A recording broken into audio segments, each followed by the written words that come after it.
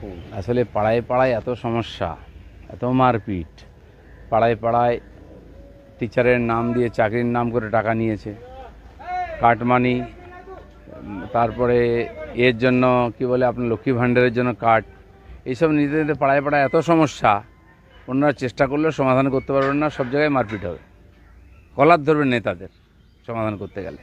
তাহলে কি আপনি মনে করছেন যে পাড়ায় পাড়ায় নেতারা যাবে না সাহস করে? না, যাবেন না তো, কতজন গেছে বলুন না, যায় কেউ? ওই 21 জুলাই এতে আসে, বাকি কোনো নেতাকে দেখতে পান? আর যে সবচেয়ে বেশি আলো করে বসে থাকতো কেষ্ট তাকে উঠতেই দিল না ডায়াসে। এই তো পরিস্থিতি। কতজনকে লুকোবেন আপনি আঁচলের তলায়? এই ডাকাতদেরকে মানুষ জবাব চাইবে, কলার ধরবে। এবং এরপর মমতা ব্যানার্জির হাতে পার্টিও নাই, সরকারও নেই, সমস্ত হুলিগানদের হাতে চলে গেছে।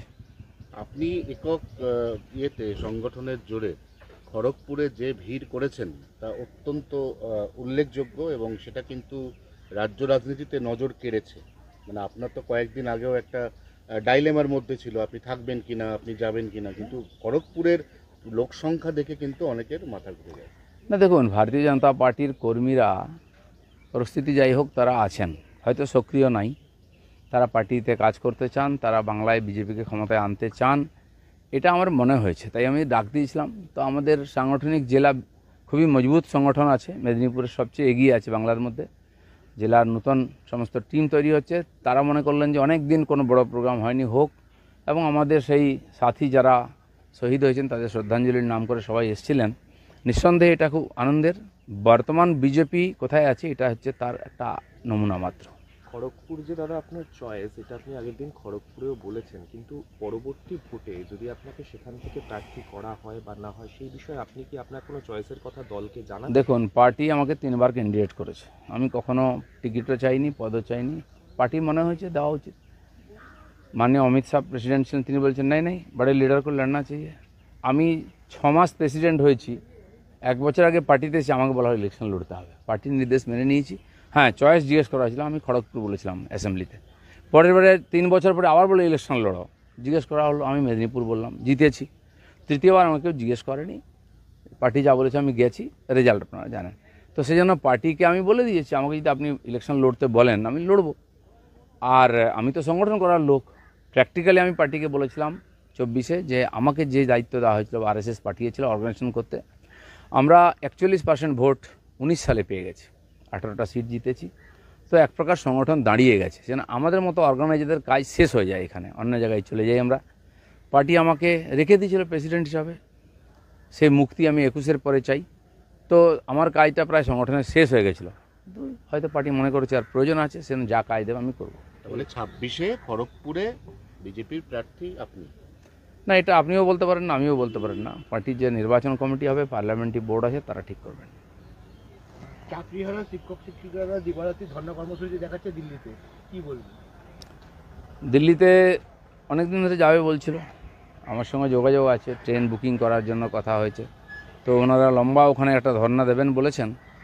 তো তাদের সে অধিকার আছে, তারা কেন্দ্র সরকারের মাননীয় রাষ্ট্রপতির দৃষ্টি আকর্ষণ করছেন যে তাদের প্রতি যে ইনজাস্টিস হয়েছে, এই শিক্ষিত ছেলেমেয়েরা যারা পরীক্ষা দিয়ে যোগ্যতার আধারে চাকরি পেয়েছিলেন, তাদেরকে কিছু চোর নেতার দুর্নীতির জন্য চাকরি হারিয়ে পথে বসতে হচ্ছে। সেজন্য তারা গণতান্ত্রিকভাবে যেটুকু আন্দোলন করা সেটা করছেন, সমস্ত সমাজ তাদের সঙ্গে আছে। 21-এর মঞ্চে দাঁড়িয়ে অভিষেক বলেছেন যে 26-এর ভোটটা হয়ে গেলে আপনাদের সবাইকে দিয়ে জয় বাংলা বলা হবে। দেখা যাক, আমরা তো ওদের রামনবমী করিয়েছি, জয় শ্রীরাম বলিয়েছি, জয় বাংলা তো উপাসে হচ্ছে। আর যারা জয় বাংলা বলছে তাদের অবস্থা দেখুন, আবার উল্টো আন্দোলন শুরু হয়ে গেছে। পশ্চিমবাংলায় উল্টো গঙ্গা বইবে, কারণ পাপের ঘোড়া প্রায় ভরে গেছে। 21-এ বছরে একদিন ডায়াস্তরে ভাষণ দিলে হবে না, রাস্তায় নামতে হবে, মানুষের সঙ্গে মানুষ কী বলছে শুনতে হবে। বাঙালি বাঙালি বলে বাড়িতে পাঞ্জাবি বউ রাখবো আর বাঙালি বাঙালি ডায়লগ দেবো। বাংলায় কোনো মেয়ে নেই সুন্দরী যাকে বউ করা যায়, পাঞ্জাবি বউ আনতে হয়। বাংলায় কোনো যোগ্য ব্যক্তি নেই যে এমপি ক্যান্ডিডেট হতে পারে, গুজরাট থেকে, বিহার থেকে, উত্তরপ্রদেশ থেকে ক্যান্ডিডেট নিয়ে আসতে হয়। এখানে কোনো ভোটার নেই, বাংলার লোকেদের বিশ্বাস নেই, বাংলাদেশ থেকে রোহিঙ্গা মুসলিমদেরকে ভোটার বানাতে হয়। এখানে কোনো অভিনেতা অভিনেত্রী নেই যাই ভোট দিতে পারে, বাংলাদেশ থেকে অভিনেতা অভিনেত্রী আনতে হয়। আর কি কি আনবেন ভাবুন, বাংলার মানুষকে আর বোকা বানাবেন না। একটু ছোট্ট চলুন। করে ওই পার্টটা একটু ক্লিয়ার করে নিচ্ছি, তাহলে যদি আপনাকে দল অন্য কোথাও দায়িত্ব দেয়, ফের একবার অন্য জায়গা থেকেও দিলীপ ঘোষকে মানে আমরা আমি দেখতে বলছি পাবো। যে এই যে দেখা যাক কী হয়, সময়ে বলবে সব, তখন আমিও ডিসিশন নেব। না, একটাই প্রশ্ন যেটা বলতে চাইছি সেটা হচ্ছে যে আমরা তো গত লোকসভাতে আসন বদলের পরিণতি দেখে নিলাম। বিজেপি যত কথা বলেছিল আসন বদল করেছে, দেবশ্রীকে উত্তরবঙ্গ থেকে মালা রায়ের এগেনস্টে এনে দাঁড় করিয়ে দেওয়া হয়েছে। এগুলো নিয়ে আপনাদের মধ্যে তীব্র আপত্তি ছিল, কিন্তু আপত্তিটাকে আমল দেওয়া হয়নি, তার ফল পার্টি হাতে নাতে পেয়ে গেছে। তো এবার কি আপনাদের যে চয়েসগুলো সেগুলোকে পার্টি গুরুত্ব দেবে বলে আপনার মনে হচ্ছে? দেখুন, আমরা পার্টির কর্মী, আমাদেরকে নেতা বানিয়েছে পার্টি, এমপি এমএলএ বানিয়েছে পার্টি, পার্টির নির্দেশ আমাদের কাছে আদেশ। তো সময় এলে সব ঠিক হবে।